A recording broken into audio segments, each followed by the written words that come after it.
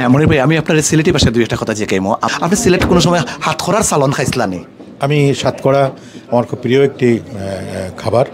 আমি কামরুলাই রাসেল, আজকে বাংলাদেশের সুনামধন্য সেই রকম সুনামধন্য যে আমরা লাখ লাখ মানুষ নাই, কোটি কোটি মানুষ হল যারা আমরা খুব ছোটোবেলা থেকে অঞ্জনা গানগুলা শুনিয়া বড় হয়েছি, বা মনির খান সাবর যে সেই তোমার কোনো দোষ নেই অ্যালবাম থেকে, মানে আমি তান গানের কোনো শেষ বলতে কিছু কইয়া শেষ করতাম পারতাম নাই, মূল মাতো যায়গি। আজকে তেন কিন্তু লন্ডন আইসলা মেফিয়ার বেনুত একটা বিগ ইভেন্ট, এখানে কনসার্ট সাকসেস করছেন। তো আমি দুইটা কথা মনির ভাইরে জিকাইলিমু আপনার পক্ষ থেকে। আসসালামু আলাইকুম মনির ভাই। ওয়ালাইকুম সালাম। মনির ভাই, আপনার দেশের বাড়ি কোথায়? আমার দেশের বাড়ি ঝিনাইদহ জেলা, বৃহত্তর যশোর। হ্যাঁ, আপনি সিলেটের কালচার বা সিলেটের সংস্কৃতি সম্পর্কে কতটা অবগত? সিলেট তো একটা বাংলাদেশের মধ্যে অন্যরকম ঐতিহ্যবাহী একটি এলাকা। এটা আমাদের পীর পয়গম্বরের একটা জায়গা। তো সেই সিলেটের নাম মুখে নিতে আসলেই আমরা আগে সালাম জানাই, অন্তর থেকে একটা শ্রদ্ধা চলে আসে। তো সিলেট ভূমিটা আমাদের খুব একটা ভালো লাগার ভূমি, ভালোবাসার ভূমি। কারণ বাবা শাহজালাল, বাবা শাহপরাণ এবং অসংখ্য পীর পয়গম্বরের সেখানে তারা সিলেটে রয়েছেন। তো সেই জায়গাতে আমরা যে কোনো বিপদে পড়লে, যে কোনো দুঃখ দুর্দশায় আমরা সেখানে যাই আল্লাহর সান্নিধ্য পাওয়ার জন্য। তাদের মাধ্যমে সেখানে যেয়ে আমরা হয়তো মনে মনে নামাজ পড়ি, আল্লাহকে ডাকি, একটা মাধ্যম লাগে। যেমন আমি আজকে লন্ডন আসলাম, কোনো না কোনো মাধ্যম ধরেই কিন্তু এখানে এসেছি। তা আল্লাহ পাকের কাছেও কোনো কিছু চাইতে গেলে একটা মাধ্যম লাগে। তা আমরা সিলেটে যাই বাবা শাহজালাল, বাবা শাহপরাণের কাছে, তাদের মাধ্যমে আল্লাহকে খুঁজে পাওয়ার চেষ্টা করি।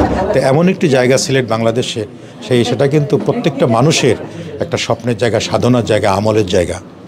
হ্যাঁ মনির ভাই, আমি আপনার সিলেটি ভাষায় দুই একটা কথা জিজ্ঞাইমো। আমরা দেখছি অনেকবার আপনি সিলেট গেছেন, অনেক প্রোগ্রাম করছেন, আমরা পরিচিত অনেকের সাথে আপনার ভালো রিলেশন আছে। আপনি সিলেট কোনো সময় হাতখড়ার চালন খাইছিলানি? আমি সাতকড়া আমার খুব প্রিয় একটি খাবার। আমি সিলেটে গেলেই সাতকড়া নিয়ে আসি। আমার বাসায় এখনও খুঁজলে সাতকড়া পাওয়া যাবে, কারণ গরুর মাংস দিয়ে সাতকড়া খেতে কে না ভালোবাসে। আর সাতকড়ার আচার আমার বাসায় 12 মাসই থাকে। আমরা আরও দুই একটা কথা জিজ্ঞাইলেমু। মনির ভাইয়ের কিন্তু মানে কত সংখ্যক গান তাইন গাইছেন আমি কাউন্ট করার প্রশ্নই আসে না, বাট তাইন জানবা। কিন্তু এত গানের মধ্যে মনির ভাই কিন্তু সিলেটি কোনো গীতিকারের গানে ফোন তো গাইছেন নি? আব্দুল করিম সাহেব, রাধারমন সাহেব, এরকম শাহ আব্দুল করিম মতো যারা মানে সেই রকম সম্রাট গীতিকাররা আছেন, এরা কোনো গান গাইছেন নি? ভবিষ্যতে তাইন গাইবানি? এই প্রশ্নটা তার কাছে রাখলাম। হ্যাঁ, আমি অবশ্যই গেয়েছি।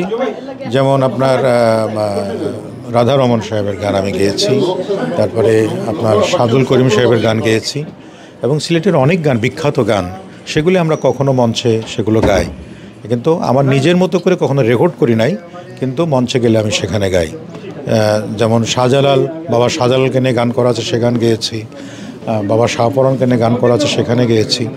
তো সেই গানগুলি হৃদয় থেকেই গাওয়া হয়, হৃদয় থেকে, অনুভূতি থেকে গাওয়া হয়। কারণ আমি আগেই বলেছি, সিলেটের মাটিটা একটা মানুষের কাছে অন্যরকম একটা মায়ার মাটি। থ্যাংক ইউ দর্শক। আমরা আশা করবো নেক্সটে আমরা আব্দুল করিম সাহেবের কিছু গান যাতে মনির ভাই প্লেব্যাকও গান গাইন, এই হিসাবে আমি সকল সিলেটবাসীর পক্ষ থেকে অনুরোধ জানাইলাম। অসংখ্য ধন্যবাদ মনির ভাই, ভালো থাকবেন। আসসালামু আলাইকুম।